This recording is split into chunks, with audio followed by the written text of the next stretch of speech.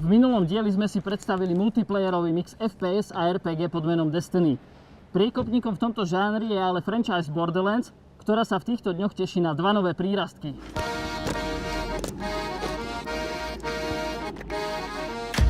Elpis is an unpredictable place. You never know what to expect. You never know if you're gonna run into murderers. Or you'll start... Because of my action skill! You are the worst. Borderlands The Pre-Sequel je tretím dielom tejto RPG FPS série. Ako názov napovedá, odohráva sa v časovom období medzi prvými dvoma dielmi. Hráči si budú môcť vybrať zo 4 hrateľných charakterov, ktoré sa objavili v predchádzajúcich dieloch ako NPC, čiže nehráčske postavy.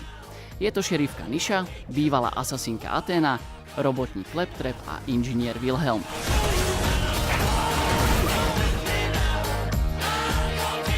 Hrateľnosťou by sa hra mala podobať svojim predchodcom. Výjsť by mala v strede októbra.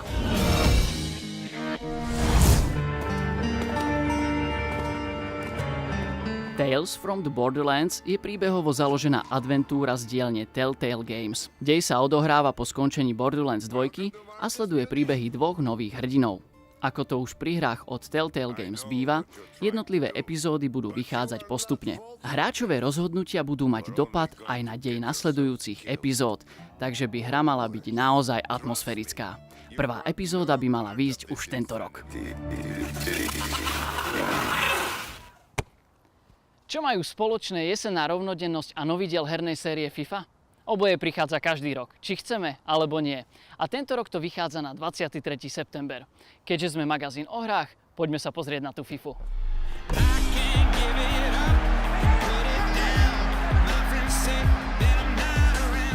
Keďže sa pravidlá futbalu z roka na rok nemenia, ani FIFA 15 neprinesie do tejto série nič zásadne prevratné.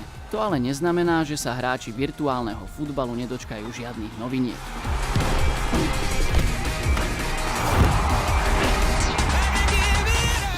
EA Sports sľubujú vylepšenú inteligenciu brankárov a viac druhov ich zákrokov. Taktiež systém osobných súbojov by mal byť oveľa vzrušujúcejší. Čo ale vyzerá byť najväčším esom v rukáve tohtoročnej Fify, je reálnejší dojem z celého zápasu. Opotrebenie trávnika, emócie hráčov aj divákov, realistická fyzika všetkých súčastí ihriska. To všetko by malo prispieť k zlepšeniu zážitku z hry.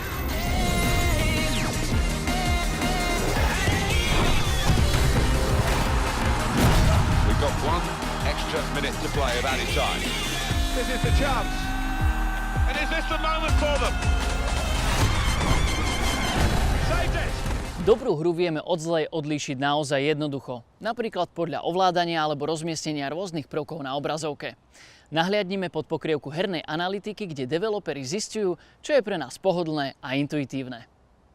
Celkovo slúži Game Analytics na to, aby sme dokázali vytvoriť produkt ešte lepším, ako momentálne je, a zároveň poskytnúť lepší zážitok hráčovi.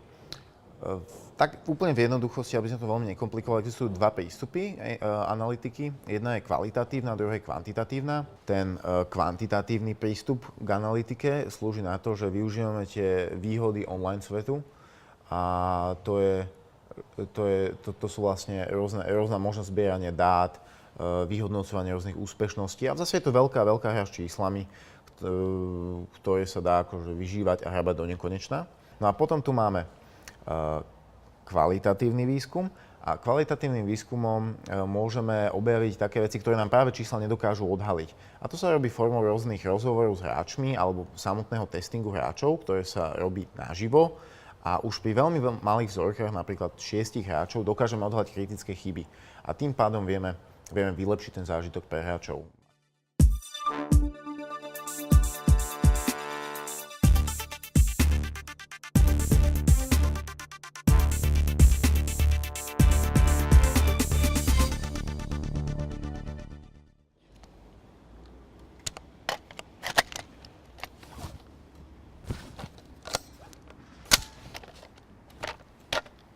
Tematika prežitia zombie apokalypsy je v posledných rokoch veľmi obľúbená. My vám ju prinášame spolu s návodom, ako pri nákupe hier prežiť apokalypsu v peňaženke. 4 kamaráti, jedno auto, milióny zombí a dlhá cesta, ktorú treba prekonať a nezomrieť pritom. Klasický zombie scenár, tentokrát ako hra v retro prevedení. Nič prevratné, ale o zábavu núdza rozhodne nie je. Hráč sa zhostí role šéfa partie, ktorí sa snažia autom prejsť naprieč USA. Na každom kroku treba robiť rozhodnutia, ktoré môžu ovplyvniť osudy všetkých členov posádky.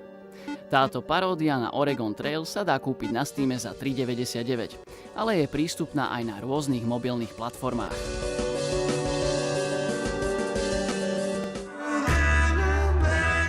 Už podľa názvu je jasné, že Lone Survivor sa sústredí viac na prežitie jednotlivca. Hra je temná a atmosférická. Nie je hanbou sa pri nej báť, a to aj napriek retro grafike.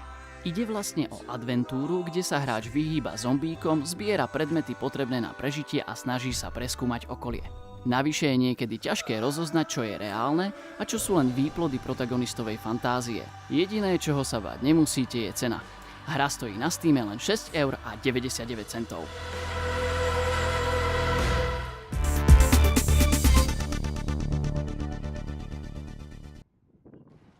Sledujte nás na Twitteri! Storm the Front!